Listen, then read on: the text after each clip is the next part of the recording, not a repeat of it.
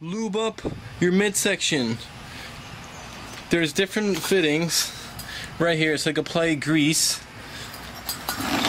And also on this side, on top, that is specifically for to lubricate, so your engine doesn't do this. This is very, very stiff. I can only move with one finger.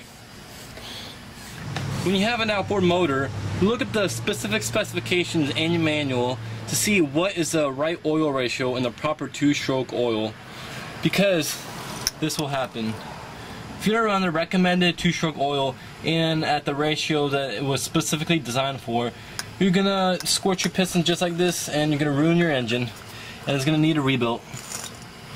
Anytime you remove the lower unit to replace the water pump or the impeller, clean the end of your splines. Looks like this, but it's in there. And clean the grease off the splines and put new grease. If you don't do this, you're gonna be doing this, what I'm doing right now. You're gonna be sitting here with the power head out, heating it up, trying to remove the drive shaft because it's seized in the power head. Make sure you flush your motor with ear muffs so that if you use it in salt water, it doesn't corrode the inside of your power head. A perfect example is this motor right here. Let me show you what it does if you don't rinse your motor.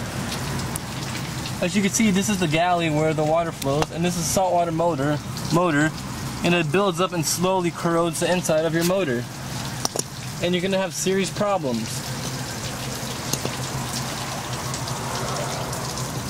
When you have an outboard motor, make sure you disconnect the fuel after using the motor, and when you're about to store it, and start the motor. Let the motor run until it turns up by itself. That means the carburetor has no fuel in it, which it cannot gum up inside. And also, make sure you flush your motor, as you can see after using it in salt water. When you have an outboard motor, remove the nut, and the prop will come free. And look on the prop shaft. Usually a lot of times when you use your motor, fishing line gets caught up on the shaft and it damages the seal, and make sure that you have no fishing line on your prop shaft, because if you do, what will happen is it will damage the seal, which will cause water to enter in the lower unit, which will damage your lower unit. So make sure it's free of fishing line, and then reinstall the prop and grease up your splines on your shaft. If you have an outboard motor, it is recommended that you use non-ethanol fuel for various reasons. One reason is it could destroy your gas lines. Here's a new gas line, a marine grade, and they come with a liner, inside liner plastic in the hose. Here's what it's supposed to look like. And now, I'm gonna open this one up, which is bad. This hose was used with ethanol fuel.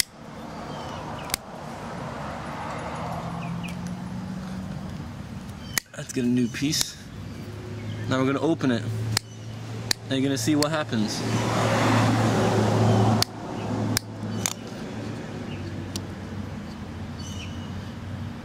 Some of it fell out, but the plastic piece, now it's crumpled. Let me show you. What happens is this stuff breaks down, and it will go in your carburetor, and it will clog your jet up, and you're gonna be wondering why your motor's running like crap and keep on getting gunk in it. Well, this is your reason. It's a good choice to run non-ethanol fuel. Here's what it's supposed to look like. I'm gonna cut it off. This is the good piece. Here's the bad piece. If you have an outboard motor, just because your motor isn't peeing doesn't necessarily mean you need a new impeller. Sometimes debris gets into the water jacket and blocks the pee hole. And what a little thing you could do is you get a piece of wire or something that'll fit in the pee hole and just push it in and out and see if it'll come out. Such as on this one, I had some debris blocking the pee hole, and it cleared out. So I'm going to show you real quick.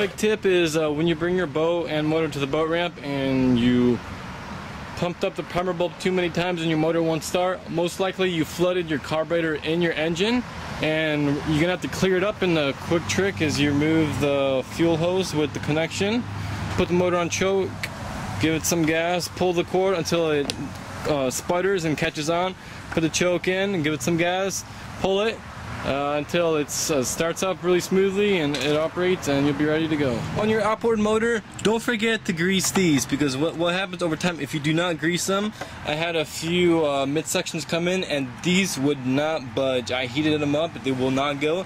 Just put a tab of grease, that's it, and you won't have that problem, and it's gonna come out smoothly. Don't forget to put your grease on it. A little good trick to know on if you have an outboard motor is when you're using the motor on your boat, if you're going through a river that it has maybe a log or some rocks that you know of, it is best to figure out, locate your midsection on your motor, and there's a specific way that you could tilt it. And if you flip this right here, what that does is it unlocks the tilt bracket. So if you hit something right here, it's gonna shoot the motor up in the air. One time I went up to a river and I hit a rock and I had this closed in this position. As you can see, it locks it and I ruined the lower unit. But if you have it in this position, so that your motor is free, so just in case if it hits something, it'll pop up in the air. If you use your motor in a saltwater application, it is best that you get this product. It's made by CRC. It's called 656. It's a multi-purpose lubricant. It protects against corrosion. This is excellent and ideal for people who live on the water and use their motor in salt water. All you do is you just spray it on.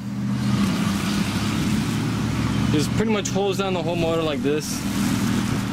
I use it all the time, and there will not be no salt buildup. You'd be surprised. And if you don't use this and you just spray water on your motor, you're gonna get corrosion. And I've been using this. I haven't even got corrosion on my new motor that I've been using it for 25 hours so far it has, and I use it in straight salt water. On every outboard motor there's something called a fuel filter located right here, which filters the gas with any debris in the gas, and if this clogs up, your motor will not run right. Here's the Honda fuel filter. As you can see right here, it is recommended that you do replace it, and there's a specific hour that you replace it at. But it is just best if you buy a used motor, just to replace it, because the gunk does build up in there and it could restrict the flow going into the carburetor, which will make your motor starve for fuel and it will not run right. Every 4-stroke outboard motor, there's a specific way you have to lay the motor, because there's oil in the crankcase. And if you look on this side, it tells you a specific way to lay this motor for transportation. But if you have a 2-stroke motor such as this Yamaha A, you can lay it anywhere, upside down, lay it down, put the propeller in the air. It's a 2-stroke, it doesn't matter. You can lay a 2-stroke any direction, but with the 4-stroke outboard motor, it is critical to lay it at a specific way that the manufacturer says on the motor. And let's say if you lay it on the wrong side, you're gonna see oil coming out from your airbox. Do not freak out. What you have to do is you have to pop open your plugs, pull the pull start 10 times, try to get all the oil out, put it back in there, your plugs, get hook up your fuel tank. It's gonna take a little bit of pulls, but it'll clear up. On every outboard motor on a lower unit, there's some kind of anoid. And what this does is, if you're using salt water, it corrodes the anoid instead of the whole motor. Very important key, if your anoid is corroded, such as this one, on the Suzuki 40 horsepower lower unit, as you can see it's pretty corroded, it's using salt water. You have to replace it, because if you don't replace that, and once the anoid is clearly corroded, you're going to run into problems like this. It's going to start corroding the outside of your motor. And it's not going to look pretty, as you can see. Make sure you replace that anoid. Your lower unit on your outboard motor is very critical, specific key for the outboard motor. The lower unit delivers power to the prop, which spins the prop, and you have thrust. So, what is critical about the lower unit? You need to replace the gear oil. Every season when you go out on your board, on your boat, you have to replace the gear oil. The quick, easy trick: you remove the bottom. Once you remove the bottom of the oil cap, you're gonna hold it, the tube, the low unit tube right there. Let your friend unscrew the top screw. You're gonna give it a squeeze until you see it pouring out of here. Let your friend screw in the top screw, release it. This will create a vacuum pressure because you screwed in the top screw, screw in the bottom screw, and you're ready to go. Make sure you do replace this because you don't want to let your gears heat up if you're low on fluid.